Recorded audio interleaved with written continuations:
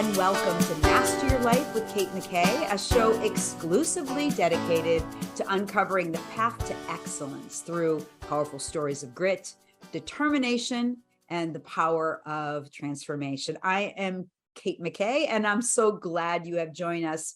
I'm really excited to introduce today's guest. Her name is Nina Maglic, and I am really excited to have her on the show. We have so much to discuss. In fact, I had to say, stop, wait a minute, let's save this for the recording. So welcome, Nina. Thank you so much, Kate, for having me here. Hello, everybody. So I'm just going to, as I always do, read a little bit of this incredible bio, and then we're going to get right into it. So Nina is a soul activator and transformational energy healer that makes big shifts in her clients' lives at the speed of light. With her extensive intuitive and energy healing skills, she finds the root cause of clients' problems and solves them once and for all. Over the past few years, Nina has passed on her proven process to thousands of students worldwide. Nina's big heart and passion for life transformation are a constant source of inspiration and motivation for her clients. Nina won hearts and minds with a combination of genuine compassion, superb healing skills, and vibrant energy. And I also want to add that I just experiencing Nina and our conversation that we had, I really was transformed by the depth of her knowingness and the way that she really listens and her brilliance. Because what doesn't come through is how smart and how observant and that she is. So Nina, thank you so much for joining us today. Thank you, Kate, for beautiful words. Thank you so much for having me here. It's my pleasure. So you're calling in from Austria, but you actually were born in Eastern Europe. I would love to hear a little bit about where you were birthed and maybe just a little bit about your background in your home country. So I was born in Bosnia and Herzegovina. It's a small country, Southeastern Europe. It's a beautiful country. But at the time when I was a child, we had a war. And during that period of time, it was very challenging to live there, of course, for everybody, not only for me. But, that period of time led me to this beautiful career and helped me inspire people from all over the world that it doesn't matter where you grew up, where do you live right now, what's your income, what's your gender, you can create a much better life for yourself. True story. So we had talked a little bit about the friends that you met, and you were living during wartime and the bonds that you created then. Can you talk a little bit about what that bonding was like and how you think living through war affects the human condition and the human spirit? I think no matter who you are, it hurts when you grew up in that kind of environment, because it was an environment with no running water, no electricity, no food, and you were scared for your life and for your family's life. And every day was just a lottery just to survive one more day. And then during that time, we managed to find friends. We managed to find people we love. And during that time, it doesn't matter what was happening outside. My neighbors were there for me, and people in the surrounding around me were so nice. And it doesn't matter which religion they belong or which ethnicity. At that time, we were all together and we were all supporting each other. That was my message that I want to say. Not everybody had that experience, of course, but that was my experience and the friendship I made at that time. I still love these people. They're still beautiful souls, even though they don't live in Bosnia. They live now in the States, in Canada, all around the world. We are still friends and we talk to each other. We see each other's kids growing up and supporting them. And it's just beautiful. And when we meet, it's just you just continue where you stopped. Mm-hmm. We hug each other, we kiss each other, and you have this pure joy, and it's just beautiful to see them again and spend time there. That was my experience in that challenging situation. I was able to find the friends, and I know when everything was falling apart, we spent times in basements hiding from from bombs and all kind of stuff. During that time, we managed to find the joy. We played together. We were children. We were 7 years old, and we played together. We even had fashion shows there, and all kind of stuff. So and performance, dance performance, all kind of stuff, because that was our way of expressing ourselves in the conditions we had, and we tried to make best out of it. And it was so incredible. So what was your role of your dad in your life? Because you had mentioned that he was a pretty powerful human. Yeah, How was that relationship? My dad is really dominant man who loves the rules. And he would be the ruler of the family. He would make all decisions for us. And one of the reasons why I left Bosnia is because my life there was planned by my parents. They already knew where I'm going to work, what kind of apartment I'm going to have, all kind of stuff. And I didn't like that. I said, thank you so much for your love and support, but now it's time for me to continue on my own. So what was that about, do you think? I mean, do you think it was more like a concern for your safety? Or what do you think that that's about? That, obviously that happens in the States too, that we... Both, actually. Yeah. Safety and his ego was very strong and present. And this is something we have generational. It's not that my dad was only that kind of person, like nobody else was, but actually that was so acceptable in the community I grew up that nobody looked at something as something strange. And everybody was that, like all fathers were very dominant, protective, especially if you're a daughter. And yeah, wow, that's pretty wild. So what was there, because you left at what age and not much money? I left the country. I started studying in Bosnia, and pretty soon I realized I don't want to live here. I want to change something. And I decided to tell my parents that I want to leave the country. And they said, no way, we cannot support you financially if you leave. It's your decision. Then I said, okay, let me stay 2 more years there. And I worked so much to save money to be able to move from that country. And of course, I help people with math, I help people with physics and all kind of stuff just to earn money. And I remember I gave classes for €1.25. That was my hourly wage, what I got there. And after 2 years, I was able to save some money. I saved €800. And I thought, I'm really rich. I'm so rich. So after 2 years, I came to my dad. I said, look, Dad, I cannot live here anymore. I applied for the university. I got accepted. I have my money. I want to leave. He said, you cannot leave. If you leave, you're not my daughter anymore. I said, I was always like a daddy's girl. I love my dad so much. And that really hurt me, but I decided to do it despite his decision, of course. And he said to me, if you go, I'm sorry. And I remember the first 2 years when I came to Vienna, I really suffered a lot because that was the relationship with my father that made everything so much complicated, because he didn't want me to be here in Austria. He wanted me to come back. And I remember the time when I graduated from the university, and he was invited to the ceremony. And he came to Vienna for the first time after so many years. And he said to me, I'm sorry, I was so wrong. That was huge for my dad. That was so huge. Like, he never said sorry. That's so powerful.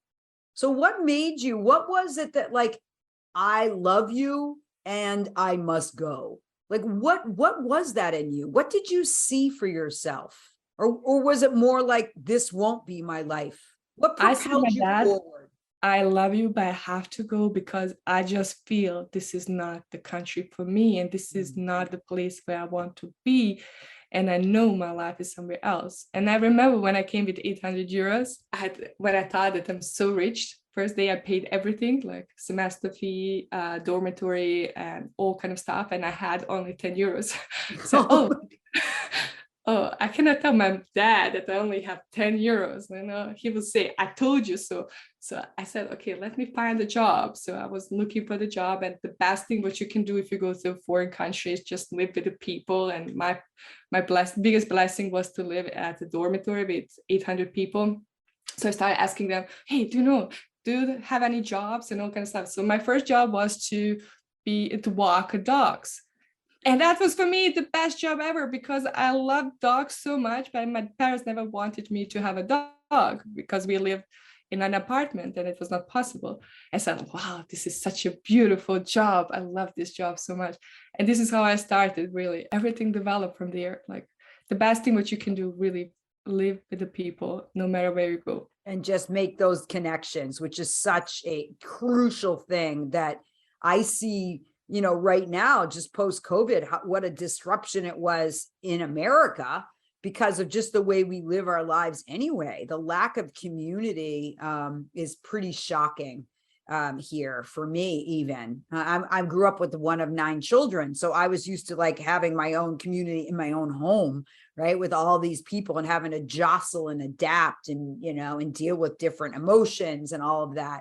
But I think that's a great lesson in being able to get along with people, definitely.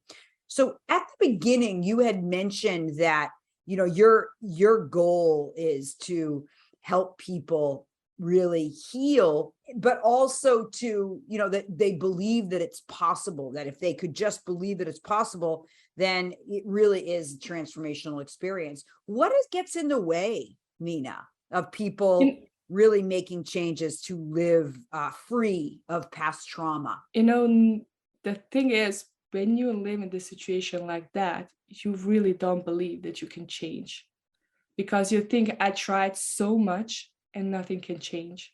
And why should I bother to change? Why should I change anything that nothing works? Actually, whatever I tried, nothing works. So many people also, what I noticed, need permission to change. They are so afraid to be judged if they do something differently. They are so afraid if they do things that they are so passionate about, what people are going to say about that. And that's really, really something that keeps people stuck. That fear is just killing their dreams. And this next thing, fear within, but also fear of judgment. Yes. That's the huge one, what I noticed. People are so afraid. Oh my God, if I do something that I love, if I start working on myself, I start healing on myself, people think that I'm crazy. And that's really not the case, because every single person on this planet has something to heal. If you have been here for 30, 40, 50, 60 years, you probably have events in your life that cause you to have a pain and suffer. So if you just move on, pretend that you're strong, put fake smile on your face, and continue with your normal life, like, that's really not a solution, because with the time that those emotions are going to come up and you have to deal with them. It doesn't matter if you're 70 years old, if you're 20 years old, if you're 50s, in your 50s, they are going to come up, and then you have to deal with them. In my case was that I became so sick that I had such a bad cramps, and I tried to find a solution for my cramps. I did every single scan that I could, every single blood test that I could, but nothing really helped me until I healed my wounds. I really looked at my anger. I really understood my fears, and I started working on that, and my whole life changed. When was that? Can you just take us back to that time? Because I think it's important, like knowing that, quote unquote, what was the work of the energy work, right? And, here you are, tutor in science and math and, this smart girl. And then all of a sudden, but you had this intuition that there was something the matter that science couldn't necessarily show with all the tests. What was that time for you? My whole life, I had a contact with energy healing. I learned first energy healing tools with 14. Actually, when the war was over, so many people from Eastern countries came to Bosnia and started teaching spirituality and all kind of stuff. And I was so interested in that. I started learning chakra healing and I was so interested in that I practiced with my grandma. Of course, when you're a teenager, it's not so cool to say that you're spiritual, that you do yoga, that you do meditations, all kind of stuff. So I kept it to myself and I practiced with my grandma, my mom. I was always involved in that world. It was not something strange. I also visited many energy healers before. And that was the moment when I realized maybe there's something the science cannot help me right now, or they cannot find the cause. Maybe there is something bigger than we are. And I remember the moment when I left hospital crying, when they told me it's going to take us years to find solution for your pain. And we cannot even define what's the pain. It's like, I don't have years. What level was that pain from 1 to 10? It was 9 because I couldn't move. It was so intense that couldn't move. I was paralyzed for 1 hour. And the moment when I came to the hospital, like during this 1 hour time, when I came to the hospital, when doctor checked me, the pain was gone. That's why it was so hard to really discover what caused the pain. And they tried. I will say they really tried hard, but they couldn't find it. And I remember the time I was crying and I was on the tram back home and I said, look, let me call my coach, energy healer coach, and let me try to schedule a session with her.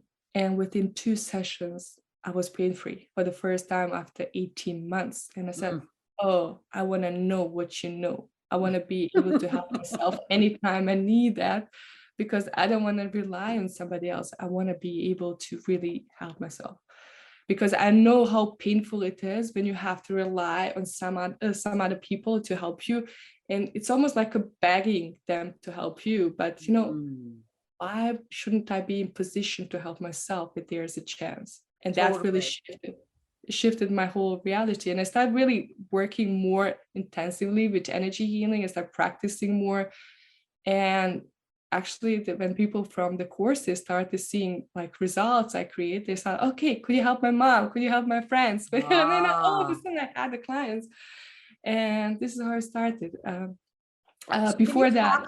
Can you talk a little bit, sorry to interrupt. Are you ready to claim your inner badass? Pick up my copy of my best-selling book, Claim Your Inner Badass, How to Live with Courage and Unleash Your Personal Power. Available now on Amazon. Can you just talk a little bit about what is energy healing?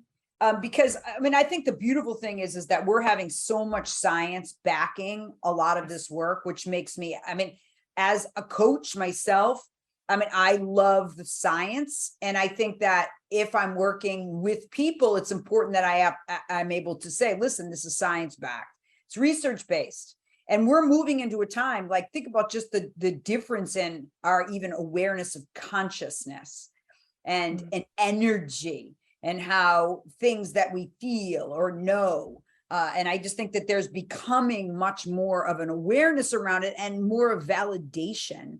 And obviously, people are still curious. So I would love your description on how you describe energy healing and its possible impact on people's lives. Yeah. Energy healing analyzes energies of mind, body, and spirit and brings them into harmony. This is my definition of that, because when I work with my clients, I always analyze all 3 aspects. I analyze their mind, I analyze their body, energetic body, and then I analyze the soul. What is happening here? And very often when clients come to me, of course, you listen to them, what's happening. They're always complaining, they suffer, like nobody understands them and all kind of stuff. But the deeper level of that is actually they have some blocks, they have some patterns they repeat over and over again. Sometimes that pattern can also start in the past life. And when you are able to help people on the soul level, so much also shifts in their life. It's just beautiful and for me, it's different. Like I'm able to see the energy. I'm able, when I tune it to somebody's body, I exactly see what's happening there and where the blockages are. And I help them really release that energy that was blocked and replace it with beautiful, loving energy, like healing energy from the source, from the universe. And I replace that wound with the love. That's why people can heal, because we miss love. When we were children, we miss love. As adults, we always miss love. And it's also something that people need to understand when they talk. That's also energy. My voice is just frequency for them, and our body is just an instrument that can tune into any frequency. So we can be happy, we can be sad, we can have a joy, all kind of emotions, and those emotions have different frequencies. And for example, Dr. David Hopkins speaks about that in his book about energy healing. Like, if you have negative thoughts and emotions, those thoughts and emotions cause your body to contract, and energy cannot flow easily through your body and can cause some blockages. On the other side, if you have like positive thoughts, if you feel good, if you feel happy, that your body expands and energy can flow easily through you. And that's why people feel good when they think positively.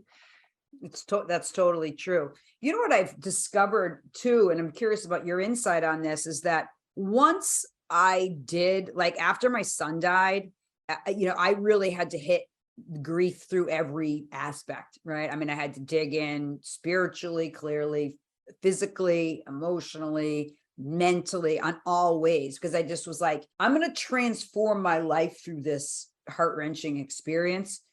And what I discovered was that once I reached a certain level of healing, it became almost untenable to me to be around energy, what is really super kinetic or not connected in, because it exhausts me.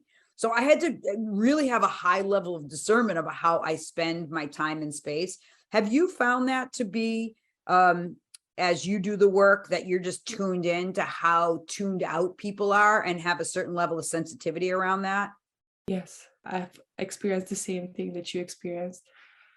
And I also found that sometimes, especially when I start working on myself, when I start healing on myself, that energy from other people, that when they feel like sad and angry, almost suffocated me. And I had just to leave.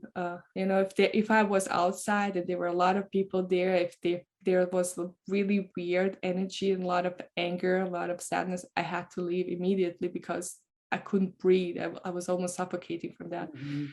But with the time, I learned how to protect my energy field, that what's inside of me, it's inside of me, and what's other side from outside like doesn't affect me so much, because I was able to learn so much, and I was able to protect my energy on that level. It's basically not protecting, it's just like stating, this is my space and this is your space, and I really respect you, but I also want my space to be clean. Totally true. So true. So you have a couple different programs in particular, but I would just love it if you don't mind. I mean, I know that everyone has different ways of doing this work, but I would love to hear about, obviously, the program that we're going to be talking about in a minute, but what is your process? Okay, so first of all, before people start working with me, or before they join my program, I access Akashic Records. I want to know what's happening on the soul level, what are blocks that need to be released, that people have the biggest shifts in their life. So first of all, I get to know them on the soul level. I also discover their gifts and talents and encourage them to create life according to those gifts and talents. And then we start the healing process of 12 weeks, where we really work deeply on our emotions, like especially anger, fear, sadness, hate, like shame, guilt. These are such a low vibrational energies. And I help them really release that. We start clearing the energy from mother womb, like, from the time when we were in mother womb, and then we do it chronologically until the present time. And then I also see, is there any energy that is left that needs to be cleared, that my clients have the best transformation. And of course, the most important part is also to showing people they are just beautiful love. I show them inside of them where is the love inside, and they also meet their soul and experience beautiful, beautiful loving energy. And then I activate the inner power that they can create the life they want according to their soul gifts and talents. And people experience the amazing transformation. And I feel honored to be part of that, and I also feel honored that we can create this healing process together, which is such a beautiful to watch and experience, and I'm really grateful for that. Why is it, do you think, that people are so afraid of those energies? because I have a friend, she's struggling with some health issues. And she has like, oh, last night I had these terrible dreams.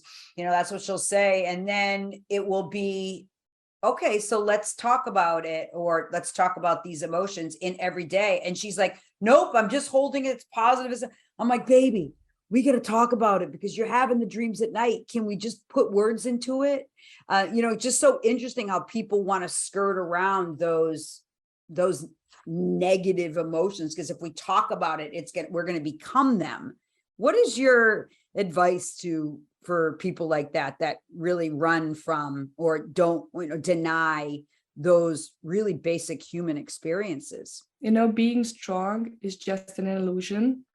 And people who want to pretend that those emotions didn't happen, that they don't have a fear, they can do that. Of course, they can really pretend they can move forward with their life, and every single person in their life are going to show them what they need to heal. Life always shows us what we need to heal. If we have a problem in one area of our life, if we have a self-sabotaging pattern, we have that in every single other areas of our lives. If we have it with our partners, with co-workers, family members, with everybody.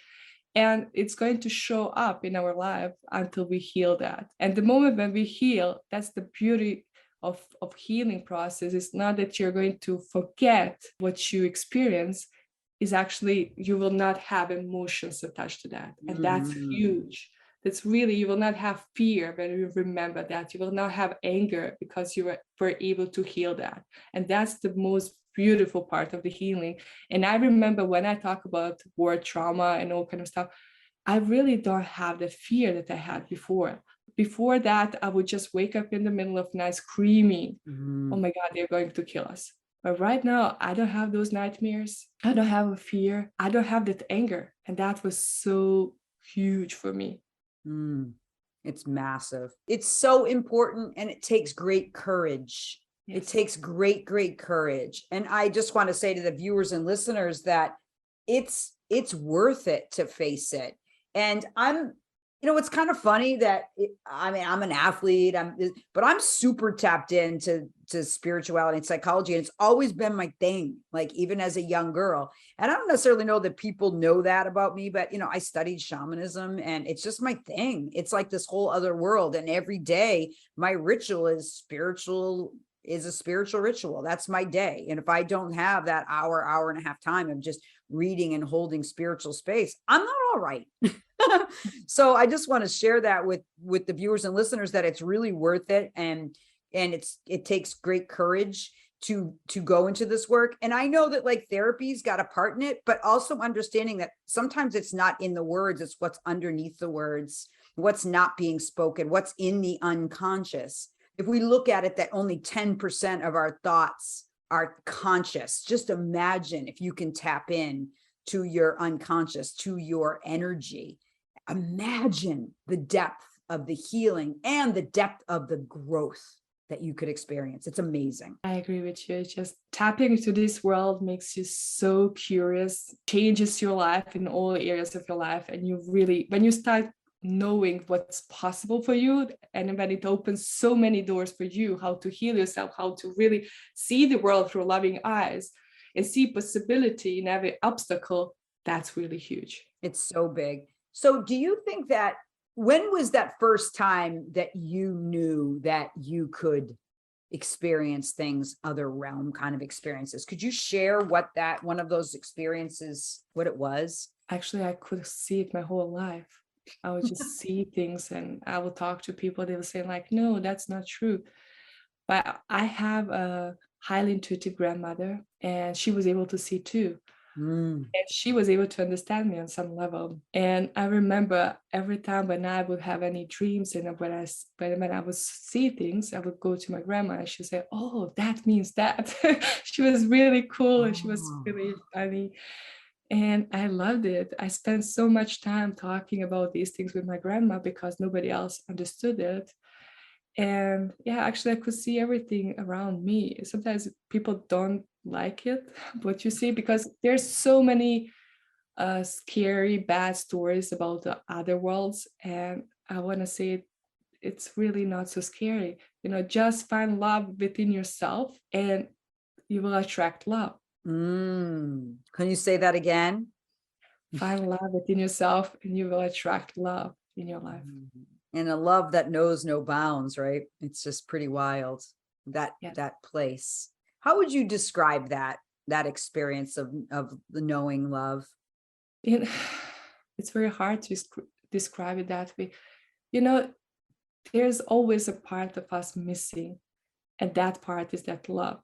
And when you receive that love, you just feel complete. And that's it. You feel complete, you feel taken care of, you feel that you're supported from so many people, so many areas of your life. It's just beautiful to experience. It doesn't matter what's happening around you, you just feel amazing. You love yourself, you love your life, and you love people around you. And people always wait for another person to make them happy, make them loved, but actually don't need to wait for somebody. You can find this beautiful love inside of you. Actually, you should remember the love that you are, because I never met a bad person. I just met a person with deep wounds. And when people really release those wounds, when they heal those wounds, they can remember the love they are. Yeah, so good.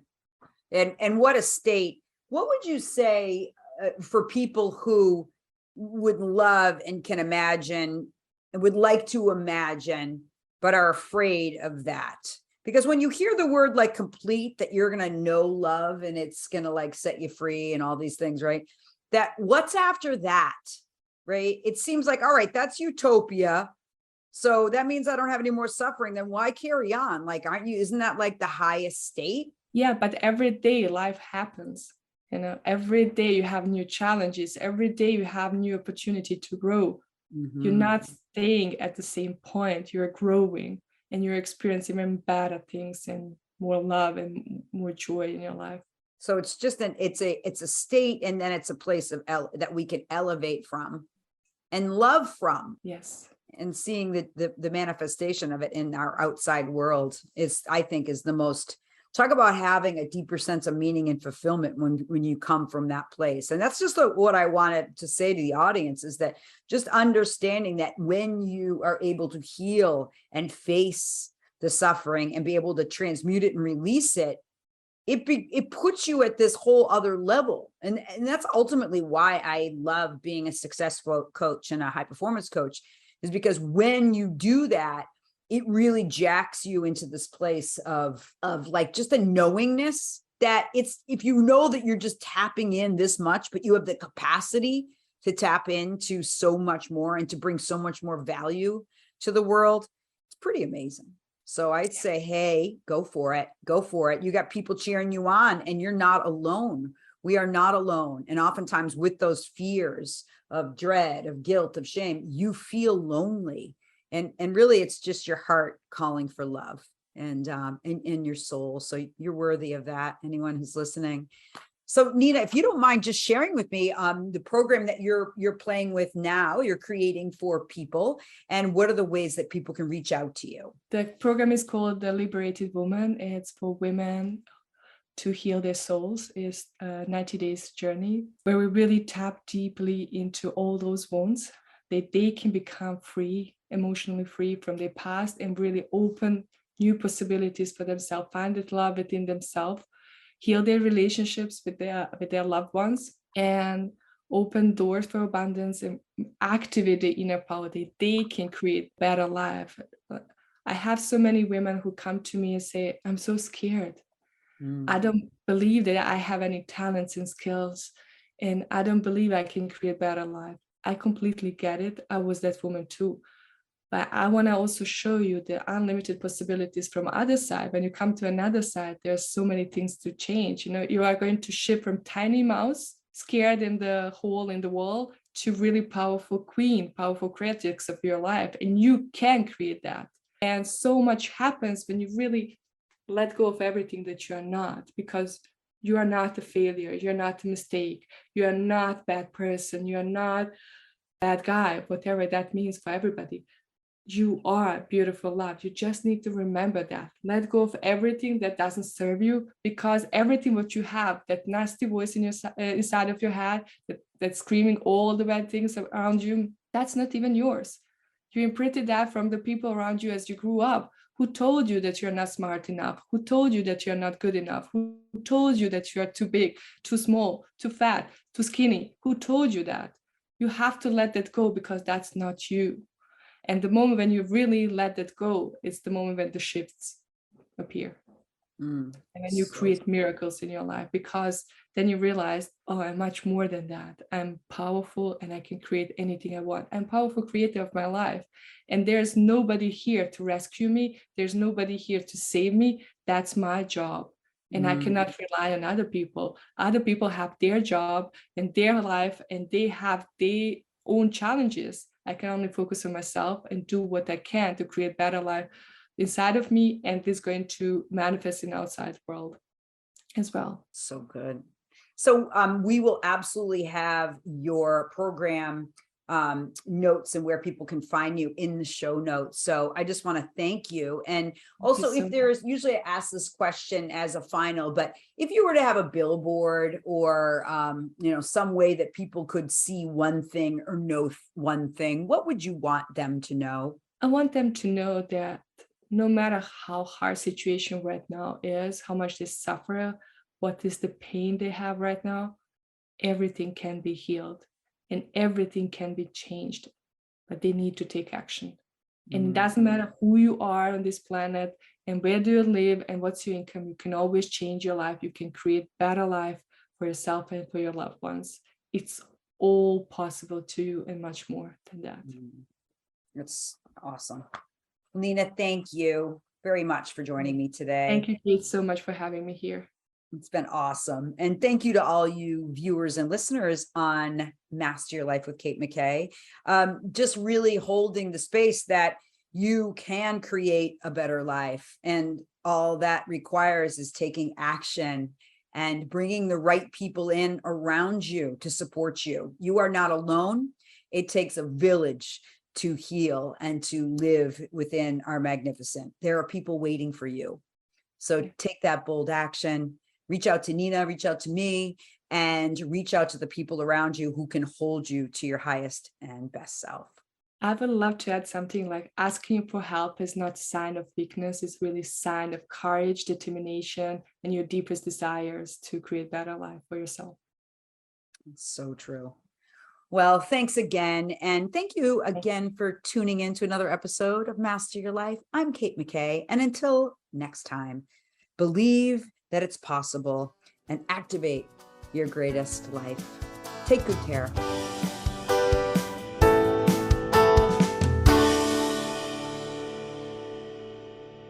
Thank you so much for joining us to this episode of Master Your Life with Kate McKay. If you liked this episode, please share it with a friend.